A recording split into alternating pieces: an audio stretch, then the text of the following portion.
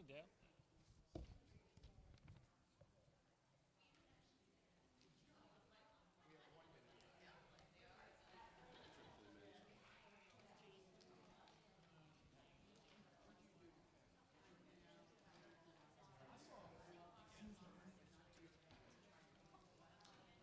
So I was trying to think back. I don't remember exactly what a budget presentation would go like. If I'm talking about the budget, what exactly are we looking at talking about? Because to me, it's just numbers. It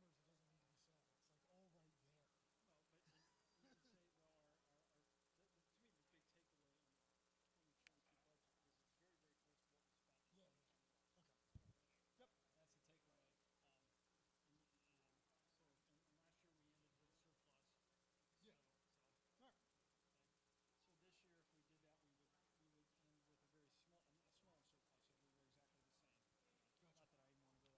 Yep. That's the takeaway. And last year we ended with surplus. Yeah. All right. So this year, if we did that, we would end with a very smaller surplus if we were exactly the same. Gotcha. Not that I even want to go down that path, but we can get in the weeds real hurry when you get into budgets. Oh yeah.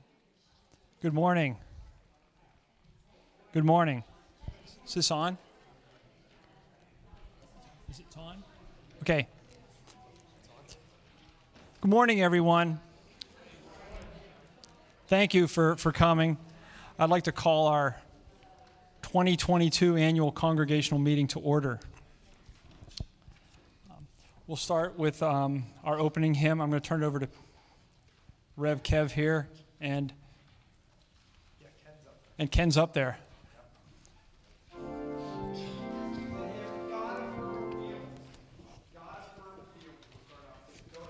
Uh-huh.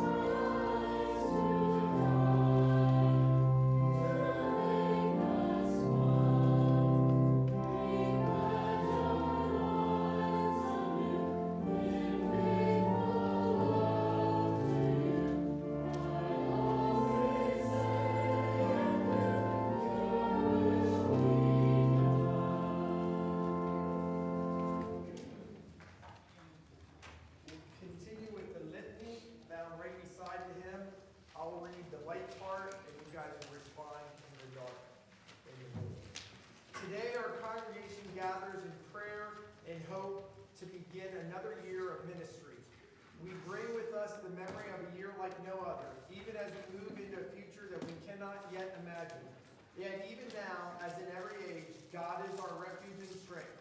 In times of plenty and want, in times of conflict and peace, in times of growing and pruning, we remember. God has called us for such a time as this. lament and gratitude. We have lost so much, and so much still feels uncertain. We have also witnessed God's hand at work in new and unexpected ways. We delight at hidden seeds bearing surpassing and wonderful fruit. When our resources fail, when we cannot predict the future, when we must rely on God alone, we remember. We celebrate this moment in the many ways God has held us together as a community. We give thanks for the gift of our church building and the welcome it provides, even as we bless God for the marvel of technology and the new bonds of connection it makes possible. When our bodies need sanctuary, when our minds need expanding, when your grace must transcend our limitation, we remember. We look ahead to the road we will travel together this year. We anticipate and receive with joy the new gifts God's love has planned. We pray for the grace to let go of what has served its holy purpose. When we are trailblazers or followers, when we are seekers or visionaries, when we must walk by faith and not by sight, we remember. God has called us for such a time as this. And so we pray, grace our meeting, O God, with the gift of your Holy Spirit. The Spirit has guided the church from the beginning, the Spirit of our risen Lord Jesus, the Spirit who sends us healers and restorers for your beloved world. You are the source of our life together. You are the rock and the cornerstone. You have called us for such a time as this. And all together, O God, you have called your servants to venture of which we cannot see the ending, by paths as yet untrodden, through perils unknown. Give us faith to go out with good courage, not knowing where we go, but only that your hand is leading us and your love supporting us. Through Jesus Christ our Lord. Amen. Amen.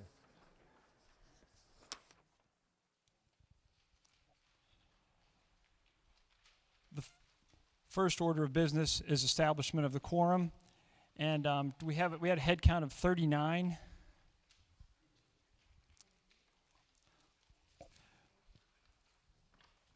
We need 18.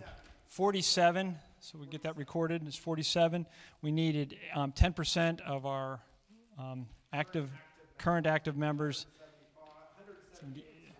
We need 18, so we've established a quorum. Moving on, looking at the annual meeting minutes from our meeting January 24th, 2021, you'll have those in your packet.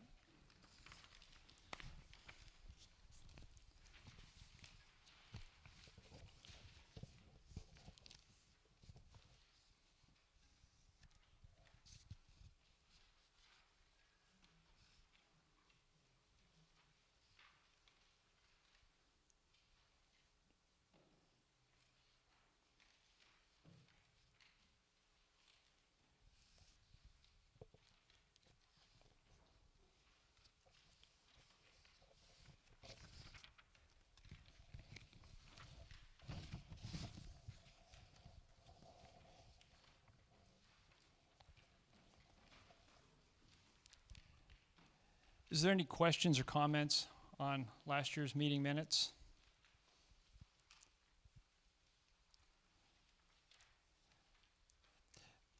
If so, we'll approve those and file those. Okay?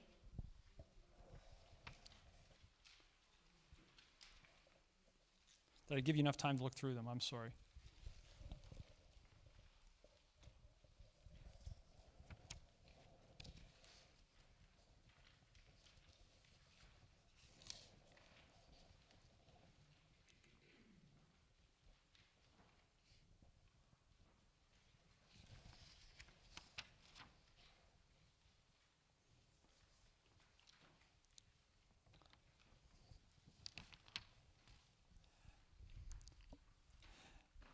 And for those that were here last year, I think you may remember if you were here or we were doing it via Zoom as well as in person, so it was a kind of an interesting show. I'm glad we could be doing it all live here, although we are streaming it today, so we'll have it recorded on our YouTube channel. Yes, Romaine? Okay, you're hard to hear me? Okay, I'll just talk a little bit louder, and I'm sure it's, sorry about that.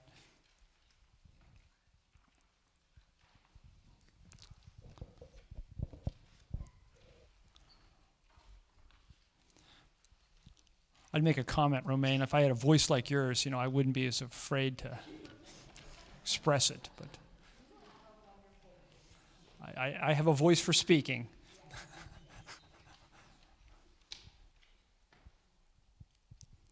Okay, I'll turn it over to Pastor Kevin. Okay, my report will be found on one of the first pages, I guess your third page, or, yeah, 1, 2, 3, fourth page. Dear brothers and sisters, just thank you. The pandemic has challenged us to reach out more and more. Part of our mission is to do just that, make Jesus known. We talk about knowing Jesus, making Jesus known. And even during this last year pandemic, we did that. Our church is committed to help people both inside and outside our church. Though we are vulnerable, the mission of the kingdom brings comfort and light in the midst of this world we live in. And with the pandemic, we have continued to reach out with comfort and light to the greater Boiling Springs area. Highlights of reaching out include God's Work Our Hands, with work done at 2 local homes and around the lake, which was highlighted by ABC 27 News, and we thank Tina for that. Where Tina? Oh, over there. We thank Tina for a wonderful interview there. 75 meals provided to our brother's table at Salvation Army, pantry boxes and fresh food for 7 families at Thanksgiving, and gifts for those 7 families at Christmas. As you remember, we had some families, but then we got more added to it, and we felt we could do it, and it was a little stretch for us, but we helped all 7 families, both at Thanksgiving and at Christmas. Thank you guys for that wondering outpouring. Donations to both Community Cares, bedding, and Salvation Army mitten hats and scarf. The chicken barbecue raised $2,325 for our Meals on Wheels program. We distributed 200 treat bags at Halloween. In addition, our quilters sent 90 school kits, 32 personal kits, 52 baby care kits, and 33 quilts to foreign countries. And we continue to support Mount Holly Springs Food Bank weekly. Thank you all for that. Again, we're a church that reaches out to our community. Thank you. We celebrated. On June 13th of last year, we had our first get-together in over a year to honor Pastor Tim Huffman and his ordination of 51 years. To honor our last day with our seminarian, Mike Faust, who's a vicar now. He'll start the call process in June probably. He's still working down at 3 churches in the Biglerville area. And we confirmed 1 confirmand, Harry Anderson, that day. The second major event of the year was the celebration commemorating the successful conclusion of the capital campaign, which we began in May 2018 and ended in 2021 with more than $280,000 raised. Praise the Lord. That was on Reformation Sunday. That was a big deal, and we just thank you so much for your giving. We paid off our loan in 3 years. It was a 5-year loan that could be re-upped for another 5 years and another 5 years. It was during a pandemic, but we paid it off. And as Tim said, it didn't require deep pockets. It just required a lot of pockets. So thank you for that. We had our first Cars and Coffee, and I should know Larry and Dustin, they're asking for that again, if we could get that on the schedule for this year. In our parking lot with 30 plus cards. We had 6 youth and 3 adults went on youth mission trip to Pittsburgh. Vacation Bible School Kingdom Safari was a success with more than 20 kids per night while partnering with Forgotten Voices International, the work that works with orphans in Southern Africa. Our weekly in-person attendance grew from 2020. Now we're still down from 2019 from before the pandemic, but 2020 numbers, we averaged about 50 people a week. In 2021, we went to 70 people per week in person, and our live stream services viewed more than 891 times per week. That diminished. Our height was in 2020. And then in 2021, they started to go down as more churches got back online, either with their own live streaming or with their services being held. I made 102 home hospital visits, officiated 8 funerals, 2 baptism and 1 marriage, and we added 4 new members last year. The pandemic, with God's providence, did not stop St. John from outreaching with God's love, grace, and forgiveness to Greater Boiling Springs. So I just want to thank you for all we did in 2021. I gladly will take questions on anything you have for your pastor.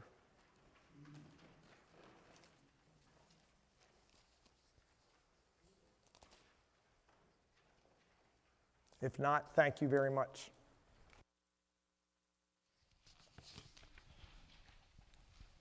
Moving along, we have our treasurer's report next in your packet. And I want to thank Debbie for putting this together, so the agenda follows right along the packet, so we should, hopefully it just kind of keeps moving here, but you'll see the treasurer's report. This treasurer's report is the money that we took in, as well as our expenditures. And what we do is we ask to file this for audit, and then the last part of our treasurer's report is our audit committee's review of that. And our audit committee reviews this after the fact, but this is our record that they'll be reviewing. Would you like to say anything, Cindy? Can I just thank you?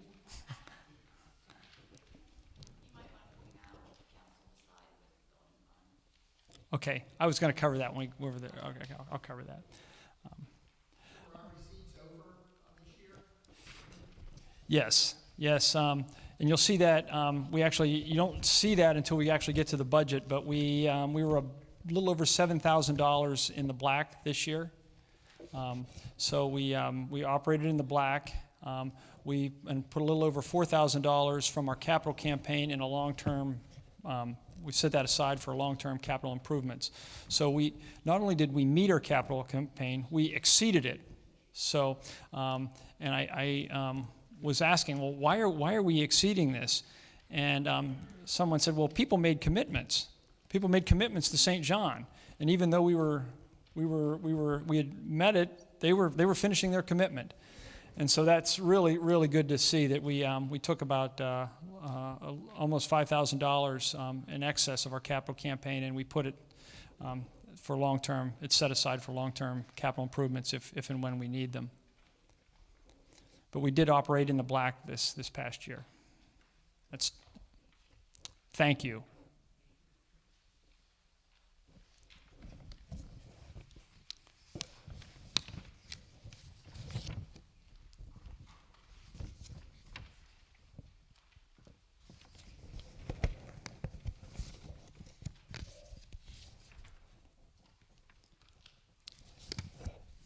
So any questions on the treasurer's report?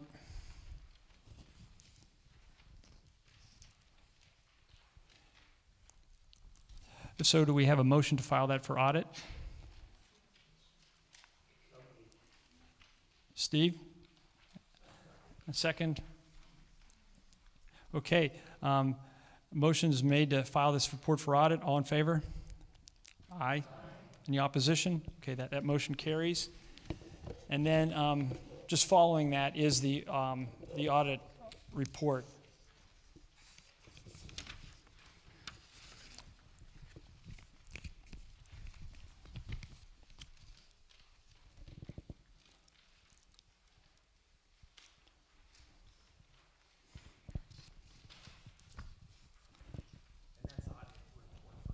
Yeah, this audit report is for 2020, another year in which we operated in the black.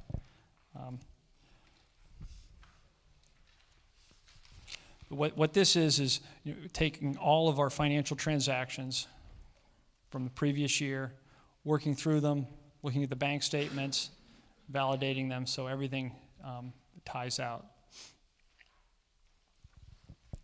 And we have a team that does that, which will be adding another, one person will be coming off, another member will be coming on.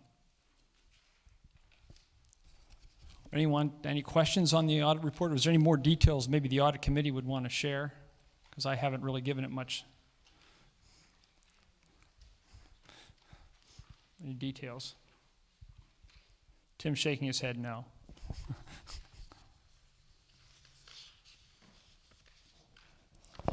think one comment at the end of the findings, the financial records were found to be maintained in excellent condition. And I think that's almost,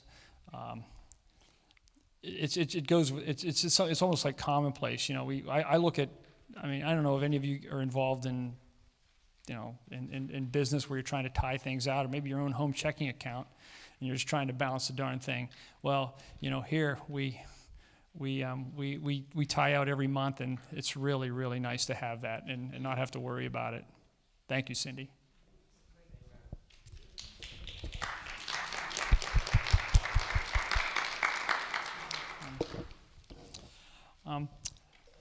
The next is our financial secretary's report.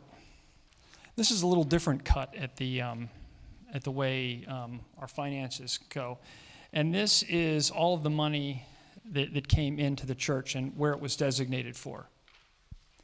Mary Lear does this for us as our financial secretary. We owe her thank you too.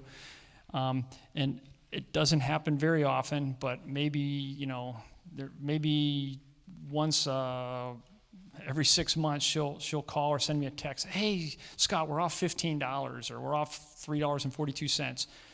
And between her and Cindy, they figure it out and we tie it out. And that's really great a great feeling, but that's done every week.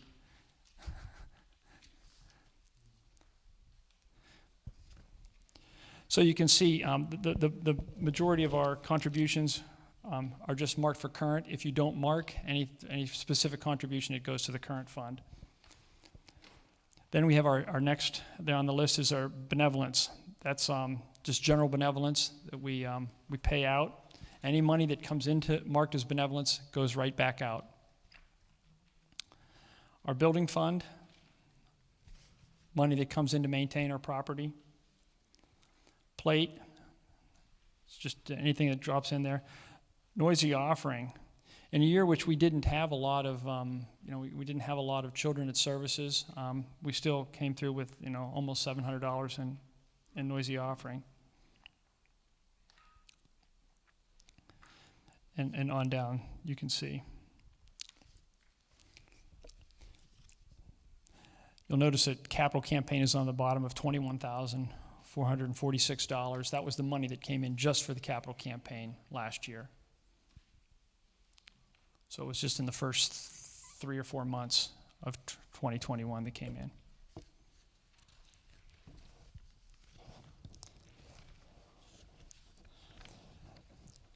One of the neat things about a church and here is if you send $1 in, you can say where it goes. There's not many organizations that you can do that to. When I go into Carnes and I buy something, I can't say, hey, could you, I want more chocolate ice cream varieties. You can tell them that, but you can't designate that. Here, when you send money into St. John, you can actually designate where you want it to go, and that's a really neat thing.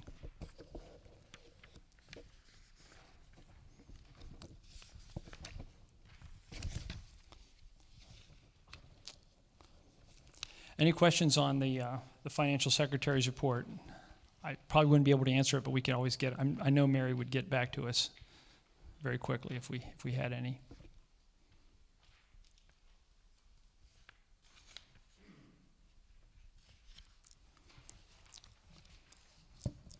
Okay, just moving on to the committee reports.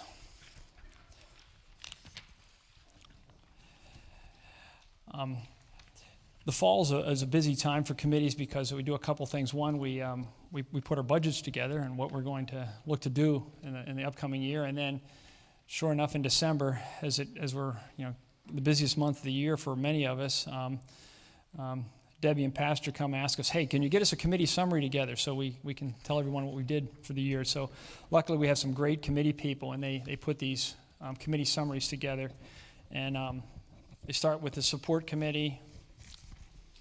I think we've got worship, learning, and life here. So we'll take a few minutes and read through those, and if there's any questions.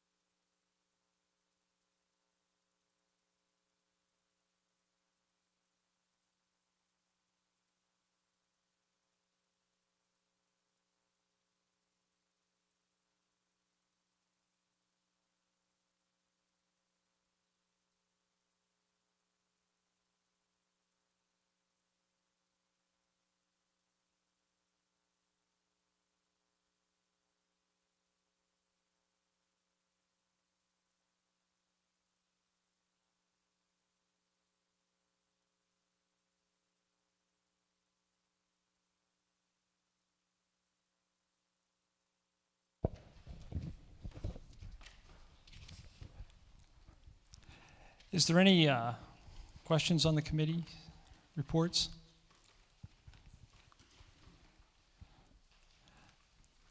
I think one of the things that was pretty neat, just in our was it December or January committee meetings, we had the social worker from Boiling Springs High School that came here, and boy, it was talk about a church, what the church can be doing, and she got up and talked about some of the needs she had, but the neat thing was is she was able to just be here at one time and see all of our committees. And that was pretty neat, and that's one of the things that I really like seeing here is when we have our committees all together for just a few minutes there that first Tuesday. Everyone gets on the same page real quick. Yeah, and I just want to say thank you for that, for you that are involved in the committees. I mean, you went to one day a month. For me, when I first started, I didn't have a wife and I had kids at home and I couldn't be out every night of the week, and you guys decided to meet on one night of the month. That has really helped me. I am very grateful for that now, not that I need it so much now, but it is nice for all of us to get together. So it is a pleasure for me to be here the first Tuesday of every month to welcome all of you, and our committees are so well attended. Other pastors tell me, yeah, I had to go out Thursday night, I went out Wednesday night, last Tuesday. They dread committee nights because there's so many in a month, and I say I love our committee nights. So I just want to thank the 5 committees and all you do for the church. It's a pleasure, and I'm grateful for that.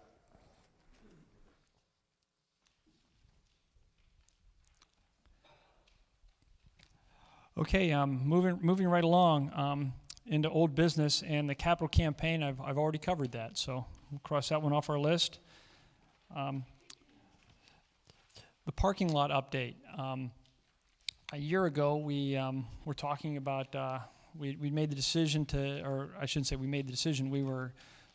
I had been discussing this with South Middleton Township about leasing our parking lot to them for a community type parking lot. We started those discussions. We had our meeting with support committee in June, and in July we were informed that they were no longer interested in leasing our parking lot. So it's all right. I mean, I don't feel jilted. I mean, we still have our parking lot. We don't lease it, and we'll certainly have some interest in upgrading and improving it, which we're going to continue to look at. But and that really doesn't change that much. South Middleton still, if they need to use it for anything, they'll come and ask us, and I'm sure we'll be willing to let them use it. But it's no longer an opportunity for us to work together, at least formally. Any questions on that?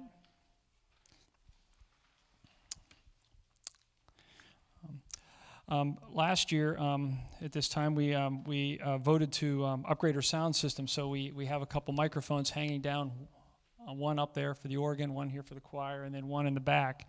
And that got us out of setting microphones on chairs and doing things that I'd rather not do up here. So that got us out of that business. But it exposed maybe a bigger problem we were having. We were struggling a little bit with our sound system, and we're getting some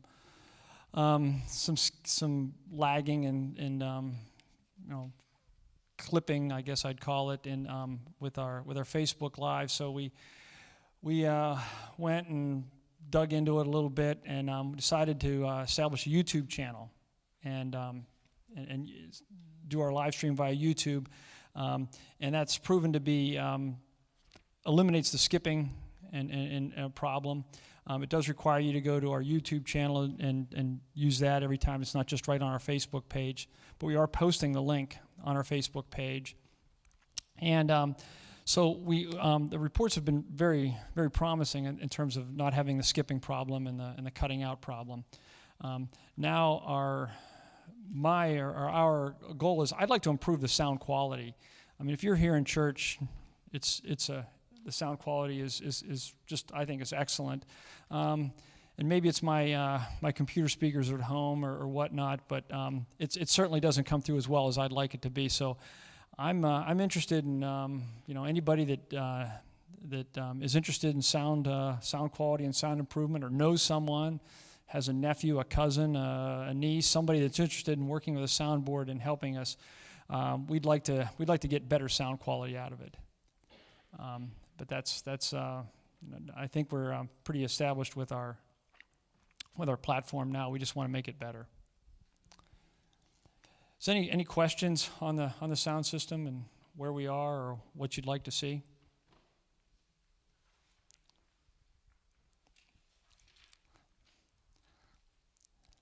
And you can we're still learning and growing with it, but we think we've got a pretty good infrastructure in place to do it.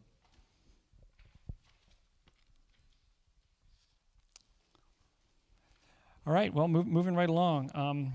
New business. We had a memorial gift in 2021, and to put a new digital reader board out, and that will be out where our non-digital reader board is out today. I don't know if anyone is, we put that out there along the main street on Walnut there. And when we've had good winds, most of the letters end up down in the village. So we're upgrading to a digital reader board through a memorial gift. I just want to say with the board we currently have, we do want to thank Steve Niedermeyer. He updates it for us every week. He does a great job. And it doesn't even have to be a strong wind, any type of wind in it. We find it down on Front Street in the lake. Ed and DeLee Wilson, luckily, are walkers. They find them all over the place. But we really thank Steve. I don't even have to tell him. He has it updated. He will be glad when we get an electronic board, but he does a great job, so we want to thank Steve for that. Yeah, and we have those, I believe in the next, I talked to Amanda last week. Amanda from Keystone Signs in Mount Holly Springs. That's who's going to be doing the sound. Pardon? Thank you, Tina. Yeah, I've always been impressed with their work. She hustles, they hustle, and. So we have our formal drawings, and we're applying for our permit from South Middleton Township this week. There was, lots of questions and thoughts about it. Was it going to be appropriate here in the village and all of that? And South Middleton Township's been good to work with. I think we're in a good place with that. So when the weather breaks, we'll hopefully have our permit, and hopefully we'll have our mason, and we'll be moving forward with that in the spring. So, yes. So currently where the sign is, there's always a truck parked there, and I understand that's a state road, there's nothing. Is this sign going to be higher than the current sign? It will be higher, but the truck will. There's nothing you can do. Yeah, exactly. Okay. Russ?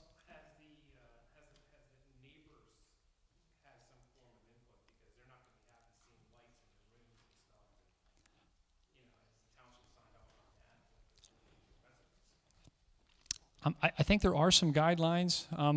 The question was, what about the neighbors? And that was one of the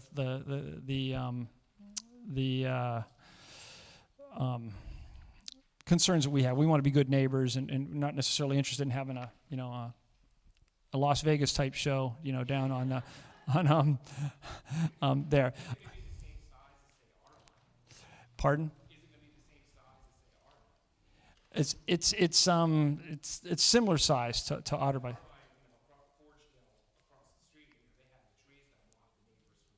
Yeah, it's a similar size, but there are some guidelines, and of course, one of the nice things about a digital reader board is I think it's actually going to, it'll turn off at a certain hour, and it does actually, as it darkens, it's brighter during the day than it is at night, and so that's some of the stuff that we've already worked through with South Middleton Township. But I can get you more details when we have those. Yes. Is it going to be brick or It's a brick finish, as close as we can match to what we have here at St. John. It'll be on a concrete pad. It'll be a permanent structure. Pardon?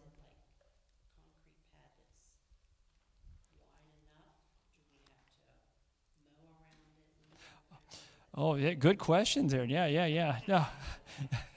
Yes, it does. The question was, what about mowing and thinking about it? It'll be, it will be. It has to be set back somewhat off the road, so it will require us to mow around it, but it will be a concrete pad that will have to be mowed around.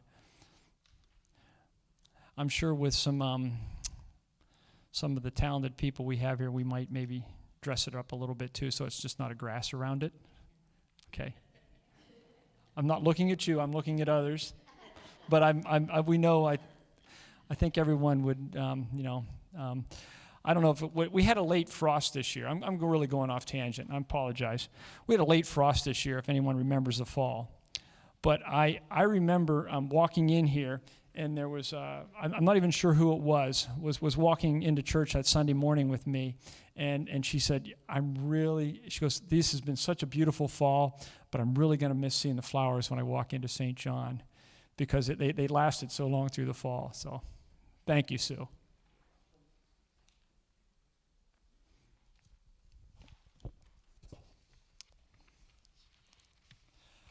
Okay, is there any other questions about the sign?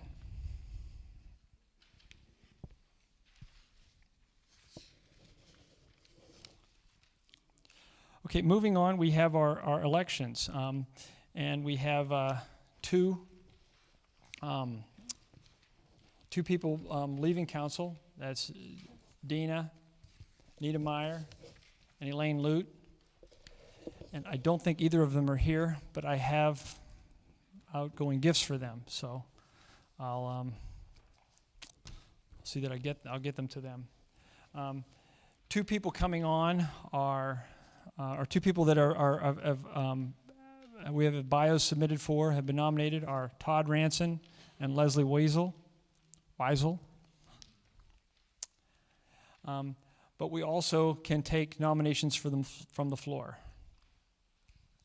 Are there any nominations from the floor for council?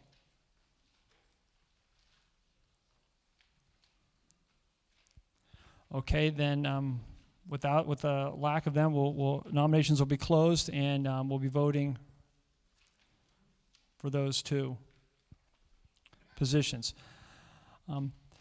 One thing that we understand as an organization is that council is normally 3 each year, and this time it's 2, and that's because we've got a little bit of an off rotation here, and we're working through with John Mon, pastor, and council. We're working to get a path to get that back on a 3-3-3 rotation. Just if you want to dig into that, I'd like to do it after this. But we just got off kilter a little bit on that, and we're going to get it back on. Next year we'll have 4 people coming off. Dina Niedermeyer and Elaine Lute are leaving this year. Vanessa is collecting ballots here.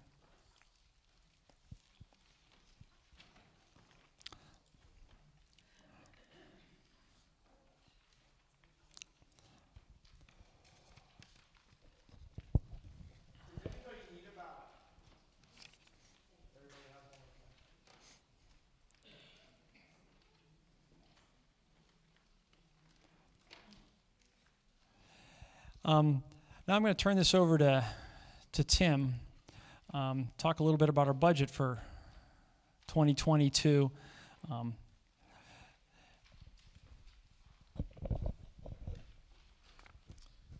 So if you take a look at the budget sheet, first thing is just taking a look at 2021. I want to highlight one main thing. Besides the fact that our income was in excess of our expenses, if you take a look at the grand total, The actual budget was only off by $80. It just shows how good we're getting at this. Right? That's pretty impressive.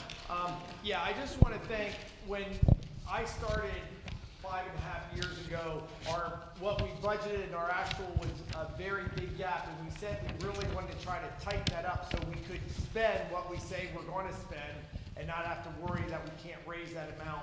So with Cindy's leadership, and then Tim coming on to help with the budget specifically, that's really tightened up over the years. So I want to thank Tim and Cindy for that.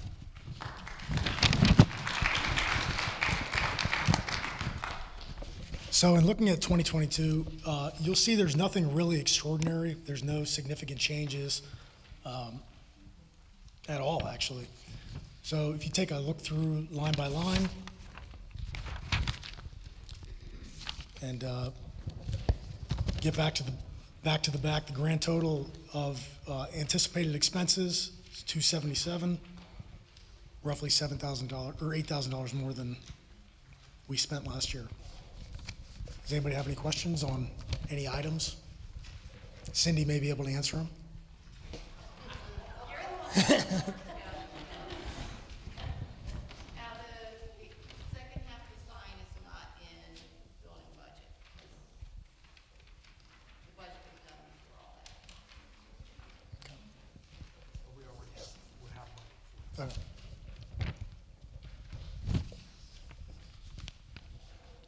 Nothing? Perfect. I just wanted to say, the worship expenses, the worship committee, ministry of worship, older flowers have gone up. We had a significant increase. The cost of older flowers. We did check other sources, that everybody raised their price. So we're gonna have to live with it. Is that a topic of discussion What's that? further back about the altar flowers? Is there a discussion about altar flowers? Is that a topic of discussion later about the altar flowers? You talking about here in this meeting?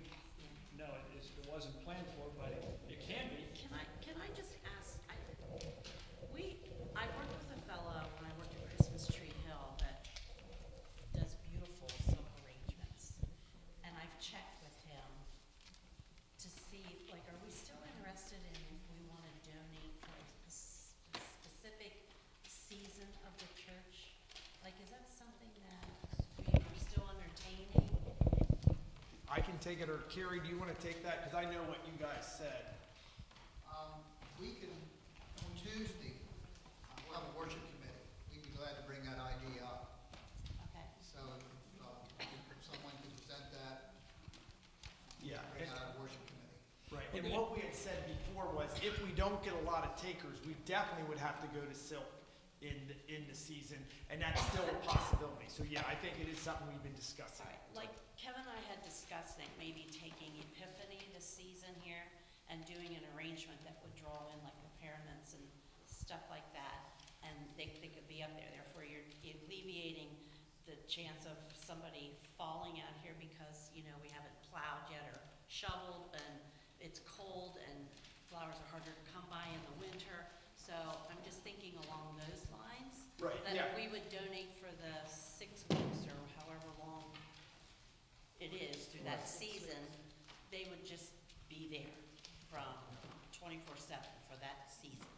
Yeah, I think definitely that's something that worship committee can discuss, because that has to be weighed with people like to have the flowers and we like to give them away, so we have to weigh Okay. both of those. Okay, thanks. Sorry. No, that's good. That's you know, it's actually maybe, you know, something that actually, you know, with the higher price of flowers, it might be a nice alternative to have a seasonal arrangement. But again, worship committee Tuesday night. Anybody's interested or has some thoughts or input on that?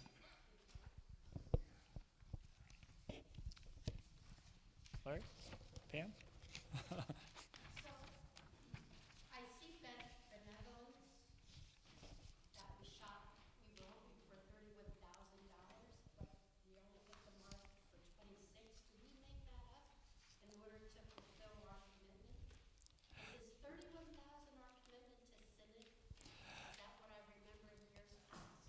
No, it was our if we go back to our synod commitment was our overall benevolence was 31,000.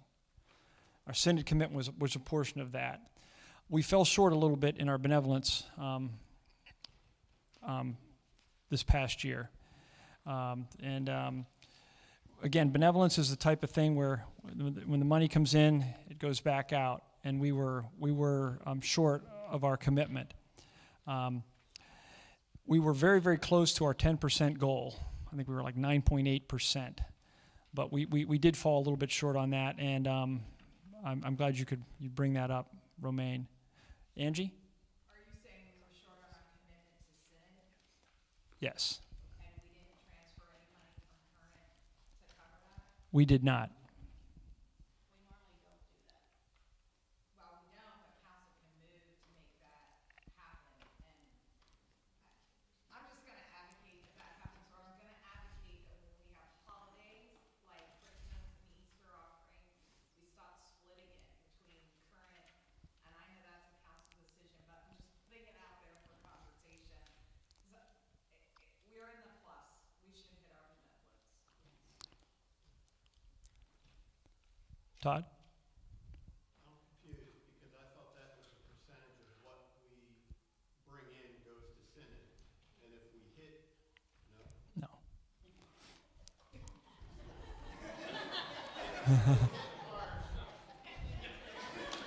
we hit our income, why is that low? And why do we have $7,000 surplus that we're not putting towards mission support? If we go back, we do, the only percentage we operate off of is one that we just use as a guideline, and it's not written down anywhere, or it's not in our constitution or bylaws. We just have it as a guideline, as a goal, I should say, of a percentage. The benevolence, what we take in for benevolence is what we send out. We took less in for benevolence than our goal. I think what I'm hearing, though, at least, is that, if we operate in the black, why didn't we automatically transfer that? And that can happen.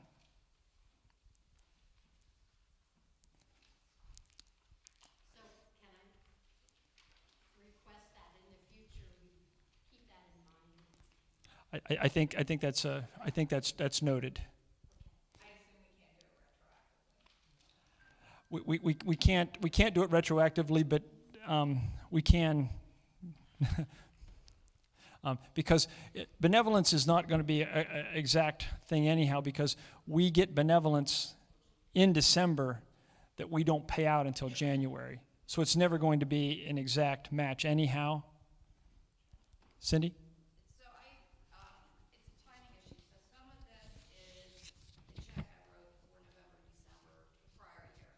This year, the Synod, I wrote out the check. I usually try and get out by the 15th of January. I wrote a $5,000 check out. When we're looking at Synod, it's not just the 25.6 that we're budgeting for. They look at all the monies that we give to different areas. So they are only getting what's on the mission support line. But when the pastor does the report for the year, they actually look at our budget number and then look at the total that we sent out. So this year, the total sent out was 26,000. So that is what we get credited for. So it doesn't have to go straight to the Synod. It can go to local charities, not through them, and still we get credited.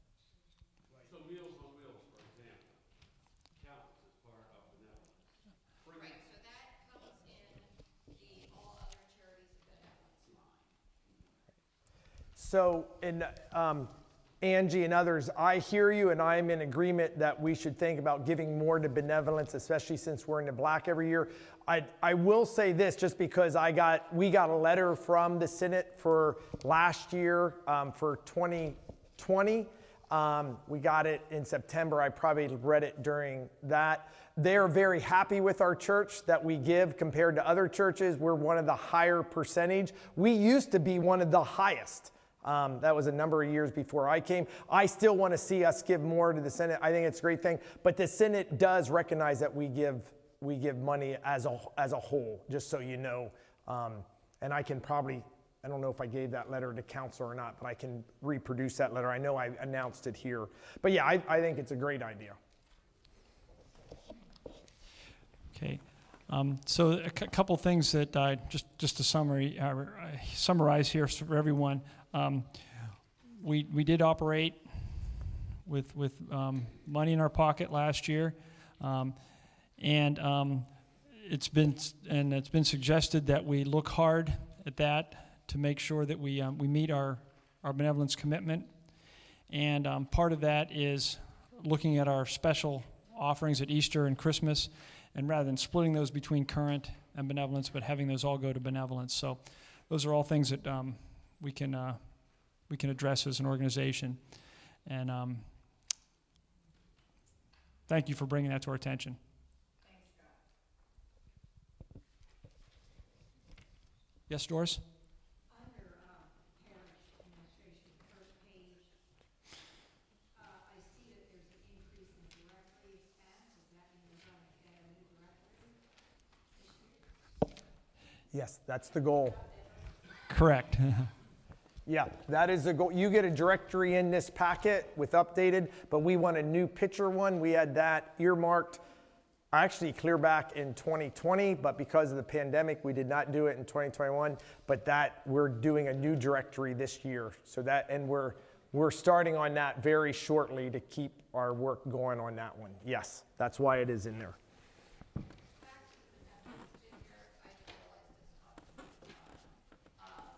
Usually I pay out 2 months at a time. For this January 15th, I think I had October because there was a problem that I had to delay that. So I think this is actually 11 months, not truly 12 months. I think I have 3 months there. So it would have been a little bit higher. Okay. And I hate to ask you this, Cindy, but is there any way we can get that for our February council meeting? I know you're just rolling right into tax season, but Yes, so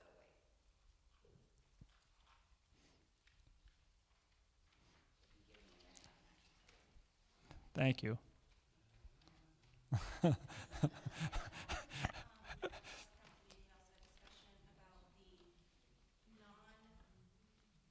Budget line donations and whether we want to look at trying to include some of that financial figures, because anything that's a gift of the food or the gifts at the holidays are not included any of the benevolence. That's a good point, Emily. What we show here for benevolence is money that was designated as benevolence that came into St. John and went back out. If we see what gets donated, mitten tree, food offerings, all of those things, those don't show up here. So we actually, our benevolence is a little greater than just these dollars here. But still, I'm still getting some feedback from the back corner there. When we're operating in the black, why are we not meeting our benevolence commitment?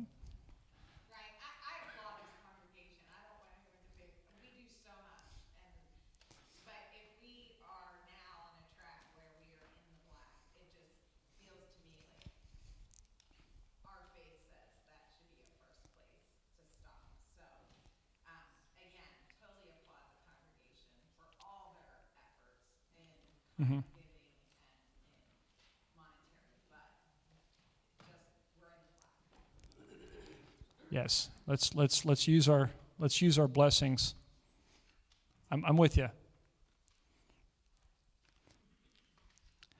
Everybody looking forward to council meeting this month. Well, Cindy, You, I apologize first, what I'm going to say, 'cause I'm saying this as an accountant, okay? We're in the black, yes. With benevolence. Well, benevolence is an in and out, so it's always a zero. Benevolence is no red or black because it's always zero, it's just a timing issue. But the church itself, if you look at the building and the current operating, we're in the black this year. If you look at our finances, you have to have an emergency fund. You have to. We're one emergency away from not having funds. So while we're in the black, what tidely, what the Synod recommends that we have to support ourselves in case there's an emergency, we're not there yet. So I agree that, yes, with the giving, I think Christmas, where the council designates, that should be looked at. But keep in mind, being in the black is great, but we're not where we truly should be. So, we don't have money to spend. I remember when I first came on, I literally had to hold bills before I did payroll. I mean, we were that close that, and it was very stressful. And if we go back to that, I think I would probably resign because that was very stressful. So we need to have, enough that we can pay the bills and not have to hold the bills to make sure payroll clears. And we need to have emergency fund because if something happens, we're going to be right back there real quick. So then our comments about benevolence, council, we task you with what you need to do to make this all work, which is a wonderful, our project. and go ahead, Todd. So people just on their offering envelopes need to be more aware of where they're checking money for then. That's a good point. Yes, that goes back to what I said. One of the neat things here is you can designate where your funds go to. Earlier this year, Cindy she put together a summary of where we've been over time and where we've had reserves, and it just gave us a little perspective to looking at where we've been and where we are with our financial reserves, and this is where it's really great to be in this organization, because I've got an accountant here that's saying, look, I don't want to hold I don't want to have to hold payment from somebody. The church doesn't want to be a late payer. We want to be able to pay our bills and be good people. On the other hand, I've got Pastor Kevin here, who's and I'll put myself in the same camp. We're saying, look, we're blessed. We got to have some faith. We're blessed, and we got to have some faith, and that the Lord will provide for us. And the Lord provided for us in 2020 and 2021. So that's again, everybody looking forward to council meeting this this month. We'll have a discussion of this. Well, we looked at these numbers, we have a general picture, but when she informs us of how the money is spread out and how it can be used, it's a whole different ballgame. Yeah. Mm-hmm. So, I mean, it's got to be difficult. It's a balancing act. It is. I mean, this is, so. You need one person in the numbers and everybody else. You need both sides of it. Absolutely. Yes, Dean? We all know how important an emergency fund is. Cindy indicated that we're very close to not having it. Is there a percentage of our receipts that you have in mind that we need to work towards having an emergency fund? It's a percentage of annual spending, I believe, is how we've broken that down. Yeah, I have a spreadsheet that, it was a recap of 10 years and then what Tylee recommended, what Synod recommended to kind of give an average. So I was planning on updating it to give it out to council again. So there is a percentage, I can't remember what it is, I have it on the spreadsheet. The rule of thumb that Tidely gave us was for our size was having 80,000 in reserve. The ELCA, the Senate gave us 100,000 reserve, and a rule of thumb that you probably know is have 6 months in reserve. 6 months would be 138,000. We're right now at 79,000, I think, in reserve, around there or not. Well, yeah, right. What I don't know that number. Don't quote me on that number, but we're trying to work towards that. You're right. There is some things we can use, Dean. So I also believe God gave Cindy. I was there in those days when we were struggling to write checks, so I just want to make sure I also say thank you so much, Cindy, and I should have said this at Audit Report. But thank you, Cindy, thank you to the financial secretary, the pastor and all the staff for all they do throughout the year, and we would not make it without them. But I think we should all thank them.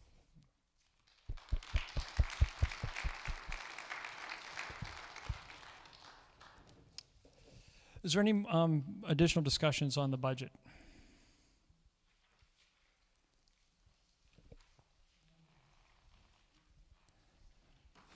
And we have a ballot to approve that, right? Okay. I mean, they're already in? Ballots are in, okay.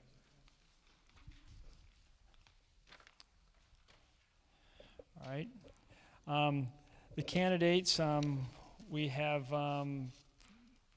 one write-in candidate, but 35 voted for both of our candidates, Todd and Leslie. So,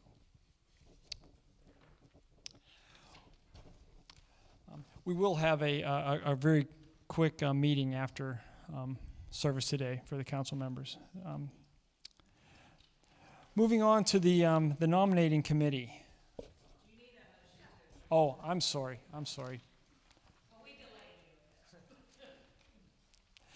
We have a motion to approve the budget. It's been distributed. Angie, motion. Is there a second? Second from DeLee. All in favor of approving the budget as written? Aye. Any opposition? Okay, that motion carries. Moving to the nominating committee. The nominating committee for council for next year includes our 2 outgoing members. And then we need to have other members from the congregation. Do we have any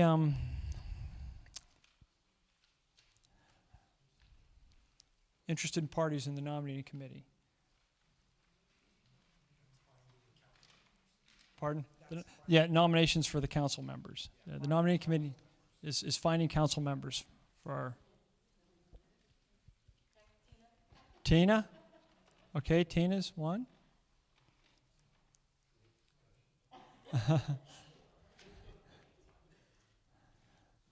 Need a couple more.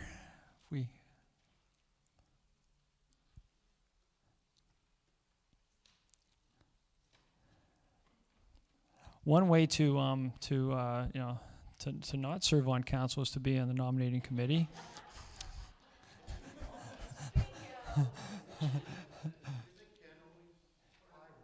Ken Walker. Thank you, Ken. And a third. Angie. Thank you. All right, our nominating committee is Tina, Angie, and Ken. Okay. Elaine and Dina going off. And again, we're going to have a discussion about how we're going to get our setback, our council back on the 3-3-3 basis. Oh, we do. Okay. Thank you, John. We need 6 members. No, we only have 2 because two leaving. So I need a 4th. Jody. Okay, so it's Jody, Tina, Ken, and Angie. Okay.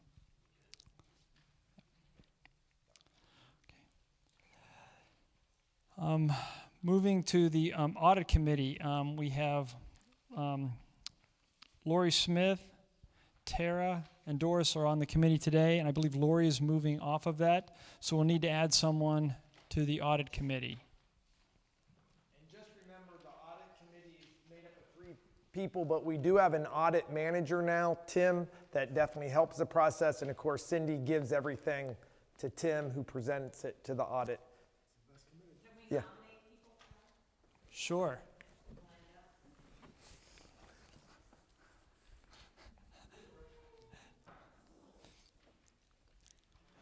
Did she say yes?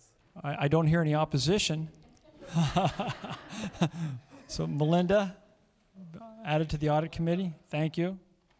Okay. Okay. Moving on to the Mutual Ministry Committee. John, do you want to cover that, or? There's no changes. It's John heads that. Yeah, so it's recertification announcement of Mutual Ministry Committee. It will remain the same with John Mon as the leader, with Angie Thomas, Elaine Lute, Lisa McDowell, and Steve Corman on the committee. The Mutual Ministry Committee, its rule, we follow the Synods guidelines with that. It's to make sure the mission of the church is being done. If you guys feel it's not being done, you should talk to the Mutual Ministry Committee. If I feel it's not being done, I should talk to them.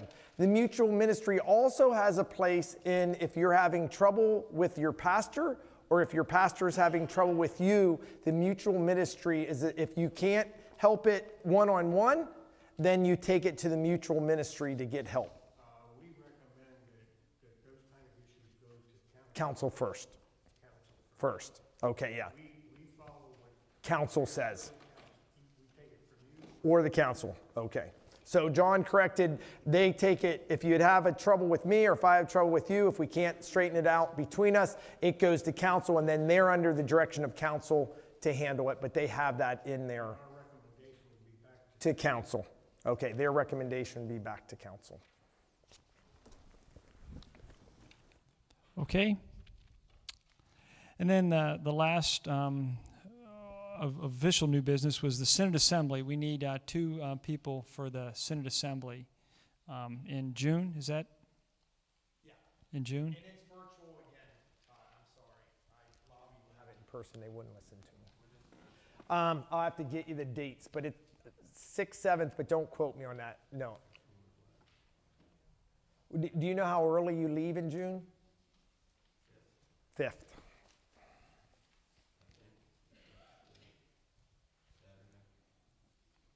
I think that's going to be, it was probably the 4th and the 5th then. Oh, I might.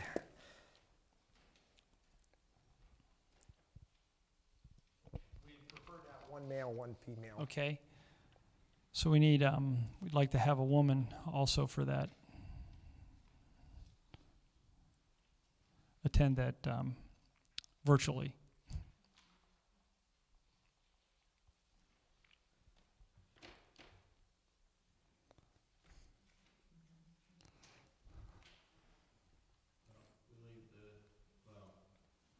Judging off of last year, while they said we left the 4th, I think we actually left the night of the 3rd. Okay. So we should really have, we'll need a male person and a female.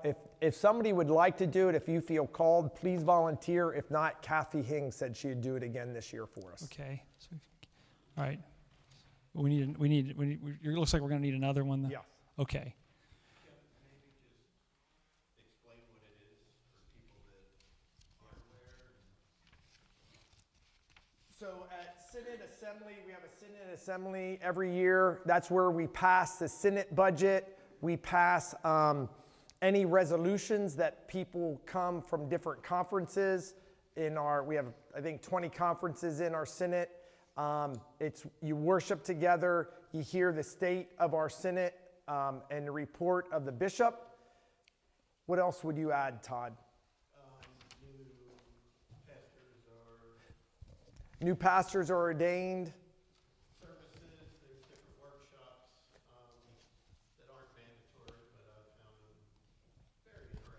Yeah, I would agree. Is it still gonna be Friday or is it just Saturday?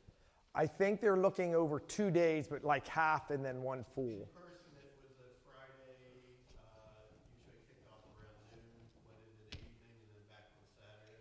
The virtual last year was less taxing on you because it was able to be done at the kitchen table, not at Messiah. But I found it also not as interesting. Right, and I definitely agree. For logistics. Yeah. As far as doing the Zoom, but the voting is, Yeah, you're voting on the stuff, so if you have a feeling one way or the other, that should. and there's a lot of things that we vote on for getting voting members that go to the annual denomination, ELCA. Like this August, Bam and Rain Dembski are representing our Senate. They got voted in to go to the convention. It's in Ohio in August. They're going to go and vote for our Senate there. So there's some of that stuff that goes on. But this year it is by Zoom. It's online. It's not in person this year. And it's the best way to get the new bishop jokes. The bishop tells a lot of jokes during downtime, so you get the bishop jokes. Some of us like it, some of us don't like them, but Todd likes them. Few dad jokes mixed in, but it's pretty fun. Do we need to have that person today? We don't have to, but that means I'm probably going to call on some people if they don't Okay. volunteer right All right. now. All right. Okay. Okay. Yeah. It's one of my gifts, Todd. One of my gifts. Okay. I'm going to throw it out one more time. Do we have anyone else interested in that Synod Assembly? Our church gets 3 voting people, the pastor and the 2 lay people that we assign to it. So that is important. And this year we'll start, this year is not an election for the bishop, but next year is. Is that correct, Todd? It's 6-year term. Yeah, so he must only be halfway. It must be 3 years. But I know we're starting to talk about it because we'll hire a whole new bishop next time. So they have some meetings about that. That's going to go on at some point. Yeah. If you've never attended, it's very interesting to have a bigger picture of where we fit in. Right. So you mean St. John isn't the center of the universe, Angie? Okay. All right. That's a good point. All right. We don't have a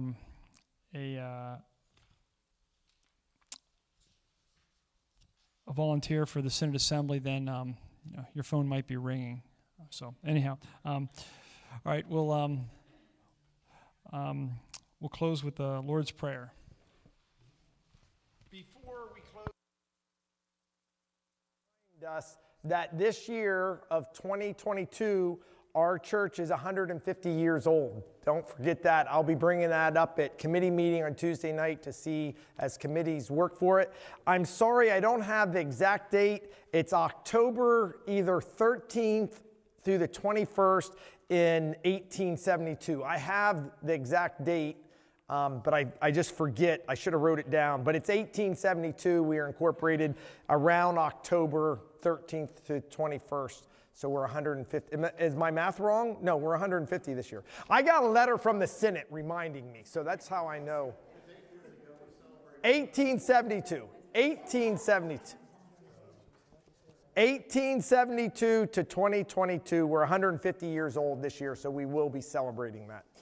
Let's say please rise and let's say the Lord's Prayer together. Our Father, who art in heaven, hallowed be thy name. Thy kingdom come, thy will be done, on earth as it is in heaven. Give us this day our daily bread, and forgive us our trespasses, as we forgive those who trespass against us. And lead us not into temptation, but deliver us from evil. For thine is the kingdom, the power, and the glory, forever and ever. Amen. Amen. You may be seated because we have one more or yay, nay, I guess I should say. We have a motion to adjourn. I so move. Aye. Thank you, everybody. Thank you. That budget getting tight. I knew we, because see, the trouble was,